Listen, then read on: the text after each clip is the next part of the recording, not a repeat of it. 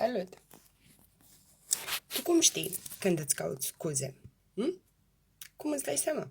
Pentru că știi ce este ironic, nici măcar amuzant. Faptul că de fiecare dată când ne căutăm scuze, suntem extrem de convinși că avem dreptate.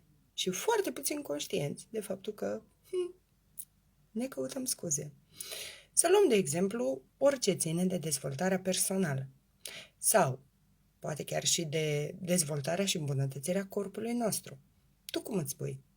Poate că sala este prea departe, poate că e prea scumpă, poate că ți este teamă că nu o să te ții și atunci nici nu ți acorzi șansa de a te apuca. La fel și cu dezvoltarea personală. Poate că sunt oricum prea mulți coach și prea terapeuți. Și ai auzit tu de la niște prieteni că oricum toți sunt varză și oricum nu ajută la nimic. Nu? Sau poate e prea scump? Sau poate e prea puțin cunoscut? Sau poate e prea iurea să vorbești cu cineva, cu un străin? Sau poate... știu, există cineva la care ai merge. Da. Dar e mult prea scump, sau prea departe, sau prea inaccesibil, sau trebuie să aștepți prea mult timp pentru o programare. Sună cunoscut? Îmi propun în zilele următoare să iau fiecare din aceste mituri spre a vedea ce se poate ascunde în spatele lor. Da, știu, e greu să ne privim în ochi. Este mult mai simplu să-i privim pe ceilalți. Chiar așa. La ceilalți ți se pare la fel de justificat să nu lucreze la ei, fie la corpul ei, la corpul lor, pardon, mă gândeam la mine, fie la corpul lor, fie la a depăși anumite fobii sau anumite apucături temperamentale. Dacă e să te gândești la prietenii tăi, la familia ta, la persoanele alea pe care nu poți să le suferi, scuzele astea mai stau în picioare ca motive pentru care ei să nu lucreze la sine? Și dacă nu stau pentru ceilalți, de ce stau pentru tine? Doar pentru că tu ești diferit? E ăsta un motiv suficient?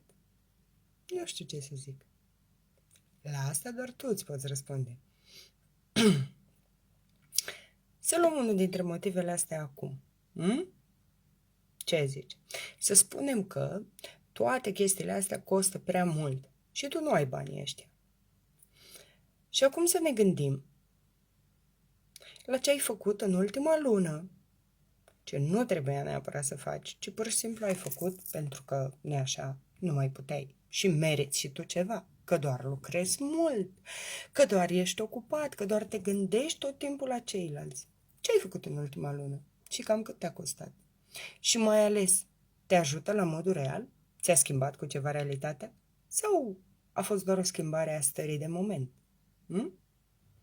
Și mai ales, a câta lună este când acorzi buget acelui lucru? Fie că e o sesiune de shopping extins, fie că, nu știu, ce ar putea să mai fie? Ai cumpărat ceva prin casă, ai schimbat mobila nu știu câta oară. Ce ți-a adus concret? Și de câte ori ai de gând să mai încerci același lucru și să speri la un rezultat diferit? Și că asta e definiția nebuniei. Când faci aceleași lucruri și totuși te aștepți la un rezultat diferit. Eu cred totuși că treaba asta are o excepție. Poți face abdomene care reprezintă aceeași acțiune și într-adevăr vei primi un rezultat diferit. Nu? Pentru că la început o să fie doar febra și apoi încet se va începe să se întrevadă un abdomen frumos conturat. Da. Well, dacă te-ai plictisit un pic sau dacă face sens în tine acest motiv și dacă te gândești ca luna asta să-ți afectezi bugetul ăla și să spui că, băi, am făcut și eu ceva pentru mine, programându-mi o ședință de coaching, încercând să văd ce se întâmplă. Se întâmplă ceva diferit? Sau doar îmi schimbă starea de moment?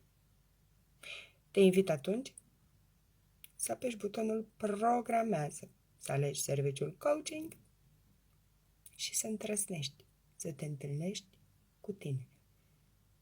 Cu siguranță va fi o întâlnire plăcută. Pentru că nu există pe lumea asta decât suflete minunate. Garantat. Singura diferență de ce nu le vedem pe toate ca fiind minunate este că pe unele pur și simplu am uitat să ștergem praful.